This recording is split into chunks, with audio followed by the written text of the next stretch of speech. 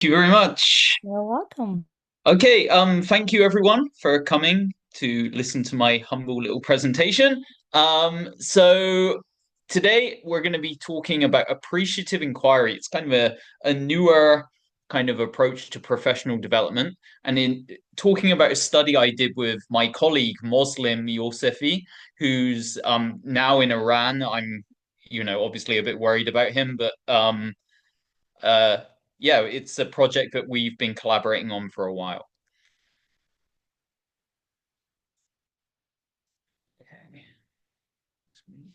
Okay. So today I'll give you a background of the study, a little explanation of what appreciative inquiry is, briefly, very briefly, go through our methodology, go over our findings, and then the biggest, most important question. So what? What does this mean? How can we use it? So, background. First of all, teacher well-being is an issue all over the world, particularly within language teaching. Um, Growing stress, different pressures, development of AI, economic concerns, emotional labor, which is, of course, tied to things like burnout, attrition, people leaving the field, leaving the profession. Um, Also, from a more micro lens, teacher well-being or lack thereof is linked to their performance and also student outcomes. And numerous researchers and educators have kind of spearheaded a fairly recent call for more focus on teacher well-being. Sarah Mercer and Tammy Gregerson are key figures in this movement.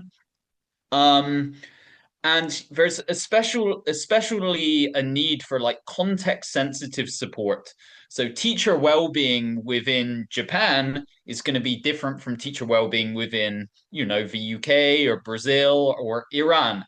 So this kind of out landscape kind of informed our desire to start this study. So, speaking of Iran, there are numerous challenges apart from, obviously the problems going on right now politically and in terms of like unrest. For language teachers in particular, the status of English language teaching in Iran has continued to decrease, along with also the profitability of teaching. So teachers are under more financial burden than previously. There are numerous institutional and classroom stressors, top-down management, pressures to cover certain like religious texts, etc. Like all of these kind of Iran-specific factors are also acting as stressors on many language teachers. Um, Also in kind of I've alluded to before, a general kind of cultural devaluation of a profession. And this is, of course, tied to like political change, um, different factors within the country. So we approached this study from the perspective of several kind of theoretical frameworks. I guess our main one is a kind of well, they're all kind of connected, but the first one was kind of positive psychology, and in particular, the idea of hedonic well-being versus eudaimonic well-being.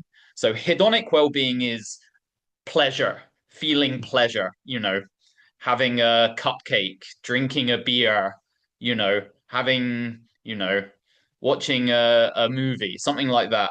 But eudaimonic well-being is what we were focusing on, which is feeling of, achievement, feeling of fulfillment, feeling of being able to carry out things that matter to you successfully.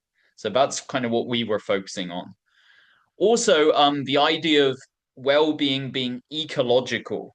So you cannot separate person from environment and vice versa, right? So as I mentioned about Iran, that context is going to impact individual teachers' sense of well-being, sense of fulfillment, and vice versa.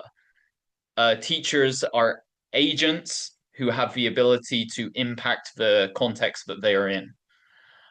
Finally, we looked at a little, which is tied to eudaimonic well-being, a very famous theory I'm sure many of you have heard of, self-determination theory. And in particular, basic psychological need satisfaction. So there are three basic psychological needs: autonomy, the ability to act according to our volition, according to our decisions; competence, a feeling that we are successful. This is very similar to self-efficacy. And also relatedness, a feeling that we are being cared for. We belong in a given context. So these frameworks kind of influenced our analysis of our data. So looking at what CPD, continuing professional development, is.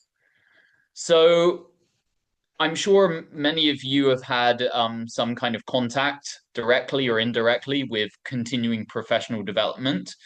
It's basically the process of continuing to develop, to improve across your career. Often, continuing professional development has a very kind of top-down and very kind of one-size-fits-all focus. So rather than taking into account a specific context or the kind of the different factors specific to one given school, people will just kind of follow a broad list of prescriptions. Also, CPD tends to be deficit oriented. So by this, I mean CPD is often aimed at trying to fix teachers. There's this underlying assumption that we're broken, we're not doing things well, and we need someone to come in or something needs to be done to fix us. So linked to this is this idea that what the strengths and the experience and the knowledge that teachers have is not being recognized as much as it could be. This often takes the form of like getting in an expert, like some very famous researcher, some like really famous teacher trainer, and they'll come in and they'll fix our teachers for us. And this isn't just in Japan. This is unfortunately this is kind of a worldwide tendency. So we wanted to challenge this. So we had these teachers in Iran who had enough problems already. We didn't want to come in and say, well, you guys are not doing things properly, so we're going to fix you. You know, that's chauvinistic and it's not helpful. So we looked at this idea of appreciative inquiry. So appreciative inquiry is a kind of transformational inquiry. And sorry, there's a very pretentious quote here I need to read. So it seeks out the best of what is to help ignite the collective imagination of what might be. So put simply, looking at us, looking at our classes, what's good about them? What are we doing well? And what are the opportunities for doing what we're doing well more? So rather than looking at a problem we need to fix, we're looking at a strength that we want to magnify. Okay. So yeah, as you may have guessed, this is a strengths-based constructionist approach to development. So the most established appreciative inquiry kind of model is what's called the 4D cycle. There's actually a 5D cycle, but I think the last D is a little bit redundant. It's like they're just trying to put out another book. So I kept with the original one. So the first stage is discovery. So thinking about what you're doing now, what is going well, what's good. Then we go to dream, which is what might be. So what opportunities do we have to do this better? Then we go to design, where in dialogue, we make a, kind of more concrete plan of like, so what are you actually going to do? And then finally, destiny, you look at, actually trying this stuff and yeah, kind of it's a little bit of accountability in there as well. Like, what are you going to do this week? What are you going to do next class? That kind of thing. And then you go back to the beginning again. So it's this kind of reflective cycle. So the research gap. So I mentioned before that Sarah Mercer and Tammy Gregerson and their colleagues have been doing amazing work. Like I'm a big Sarah Mercer fanboy. So um, they've been doing work on pre-service teacher development with appreciative inquiry, but there's not really a lot existing on in-service teachers.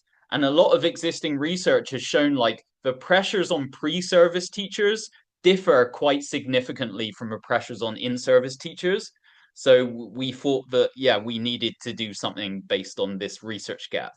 So our two research questions were, well, one, how do Iranian language teachers frame their own teaching practices through appreciative inquiry oriented continuous professional development? And number two, how does appreciative inquiry, including appreciative inquiry oriented dialogue, mediate teacher reflective practice and continuous professional development?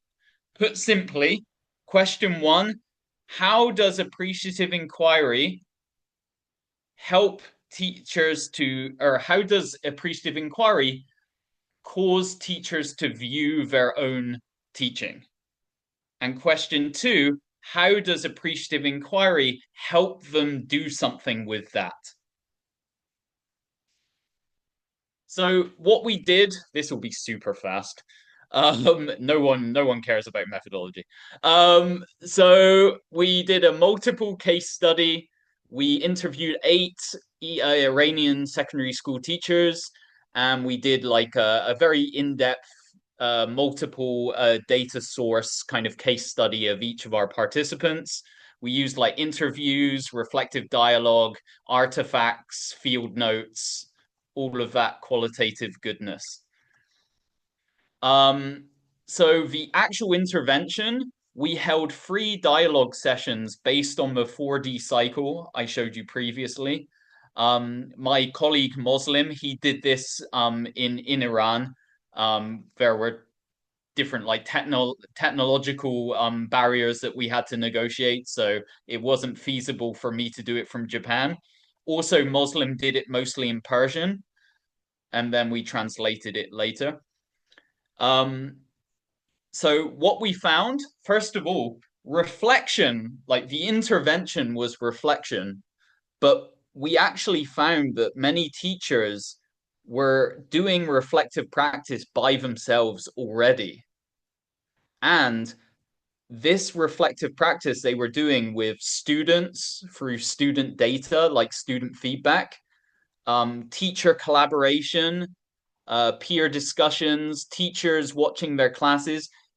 The teachers claim that this was actually protecting their well-being.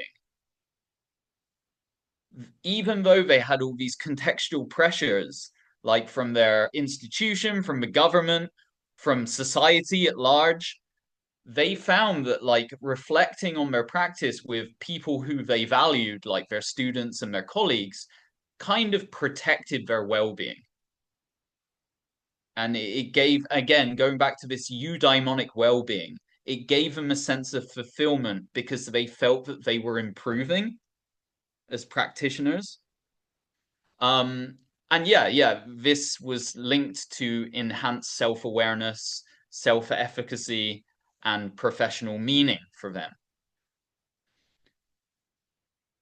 Another thing which came out of our interviews was the idea of multi-scalar support. So what I mean by this is support coming from different levels, support coming from colleagues, support coming from their institution, and support coming from their government. And support meant many different things. It could be like recognition of PD, like recognizing that someone was doing a course, financial support from the government. Some people wanted to um, start like advanced degrees or like different courses, and they needed financial support to do that. But for me, the most powerful thing which came out of this was recognition systems. Now, an interesting case was several teachers talked about they wanted to celebrate their own achievements, but they felt they were unable to because it would come across that they were like boasting or showing off, and that would cause like tension. I mean, working in Japan, this is a big thing, right? It's like being humble, you don't want to show off too much. And lots of the teachers said a potential role for their institution, their manager, their teacher manager, could be like a celebrator. So someone who could like indirectly share their achievements and share their like classroom successes without like it being a face threatening thing. So I thought that was a really cool kind of practical thing, which could actually be applied to Japanese institutions as well, potentially. Um, Also, things like, yeah, as I mentioned, resources and me and Jason, our favorite thing, near peer role modeling.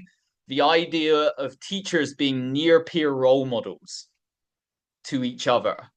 So one teacher presenting, one teacher winning an award, and it becoming not like a jealousy thing, but actually becoming something which inspires the team. Another important issue was that of teacher agency. So I mentioned that these teachers had all of these pressures from like society, government, etc. But these teachers were not sheep. They weren't helpless. They were resisting.